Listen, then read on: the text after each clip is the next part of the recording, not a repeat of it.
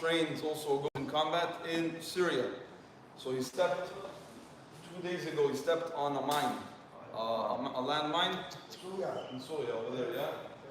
So if anybody can have his name in Tfilot, that would be great. It's a person that usually in this time, I knew him when I learned to call it out Israel. I seen him around, you see him running.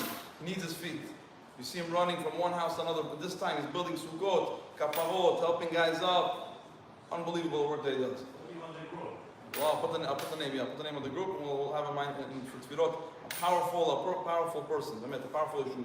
Okay, so it says in this aliyah, it connects us to Yom Kippur also. If we're also going to bring the Maharal Miprag in Netzach Israel, Perek Yud, chapter 10 over there, and Netzach Israel talks about the redemption of the Jewish people, and chapter Yud especially talks about the connection that God has to the Jewish people, even in the time of the Galut, even in the time of exile. And it works so perfectly with Yom Kippurim, and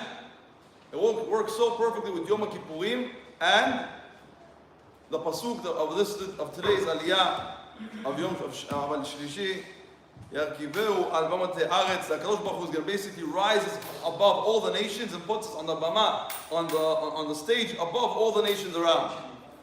And over here, it's brought in the Itvatuyot and the Imre Bina, and it brings over there, the Lord brings a powerful point that every single one of us have a power within us. Now, of course, every single person has, like we spoke before, has to train himself to have time of learning, both Musar, Hasidut, and Halachot, of course, to know how to conduct during his day.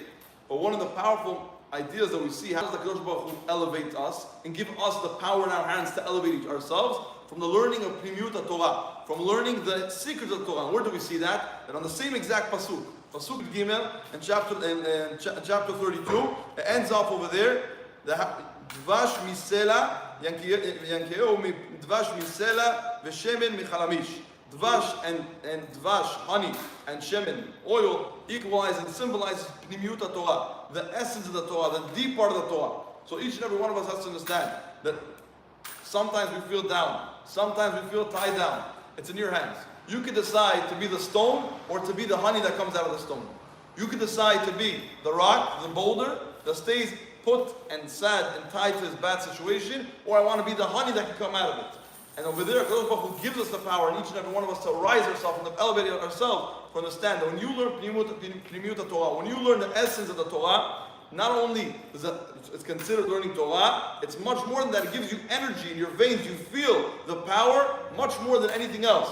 And you feel that you're connected to a much higher source. And through that, it's going to give you the excitement and the fire to learn everything in a clear path. Both the whole entire Tanakh, to learn the halachot, to learn the Gemara, everything right, but you need to have this as a foundation. Why? Because if your foundation is dry or like a robot, your Judaism, you look at it and feel the feel of it is a robot. I'm doing it because that's what you're supposed to do, or because that's what the rabbi said, or because that's how I grew up in this type of way. It's dry. You're gonna feel sometimes people are gonna have a breakdown. But when you have your basis, your foundation, as something fire, something with essence, something that you feel that you could run through it the whole entire time, and if that's your basis, if that's your foundation, you can run the dvash, the honey and the oil of the Torah. It can give you the power throughout the whole entire Torah. Doesn't matter which part of it, you can have power to grow much higher. So B'ezrat Hashem, we take this idea ourselves to Yom Kippurim. Yom Kippurim, we sit down. We sit down and we act like malachim. That's why we say the pasuk after.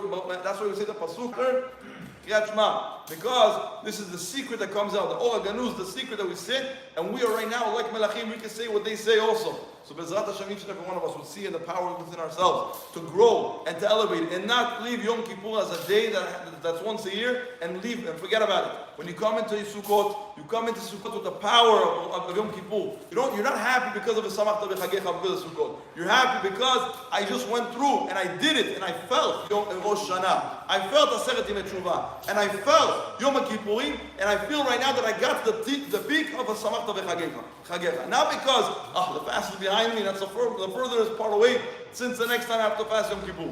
Rather, the happiness and the power that I have from behind me, the energy that it gives me for the whole entire year, may just strive for us and stand for us B'Yom Adin, in the day of Kapara, B'Yom Kapara, in the day of Mechila, and each and every one of us will have a clear and powerful sign and seal, and we're going to have positivity for the whole entire year and growing, especially in the limud Torah and learning Torah.